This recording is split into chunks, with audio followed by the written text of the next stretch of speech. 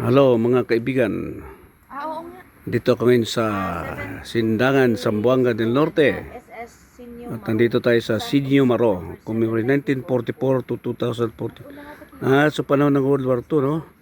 This commemoration marker is dedicated in honor of the residents in the Liloy, Sindangan area of Mindanao, Philippines, whose demonstration of Filipino hospitality and care saved 82 prisoners of war, all citizens of the United States of America, from recapture the Japanese authorities 70 years ago when the Sinyo Maro sank on September 7, 1944. Yun.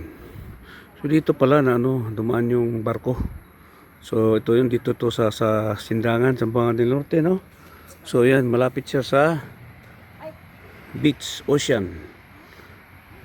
So kagaya nung pinuntahan namin kahapon sa Kipit na may historical landmark din, no, sa panahon ng mga Kastila. Ito naman panahon ng mga Hapon ng World War II. So ito yung kanilang CR. Yan. Pinakakulay talaga ng Sindangan ay pula. Kayan. So pag napasyal kayo sa Sindangan, pwede kayong pumasyal dito sa Sinyo Maro commemoration. Pwede rin kayo maligo. Ayan, oh. Gusto nyo maligo, maganda po ang dagat yan mga kapatid. Oh. Yan. Medyo mabato-bato ng konti pero pwede na rin. Yan, oh. Okay. Okay mga kaibigan. So pasyal kayo dito. Okay. Yan, ikat mo natin ang ating camera. Maraming mga nyug-nyug.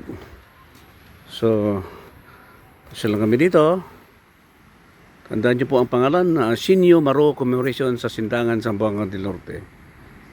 Okay? Yan. Sinyo Maro. Sinyo Maro. Okay. Kapali ang camera para makita ang beach. Okay mga kaibigan. Pasyal kayo dito. So dumaan pala ang mga barko ng Hapon dito. Ayan. Okay.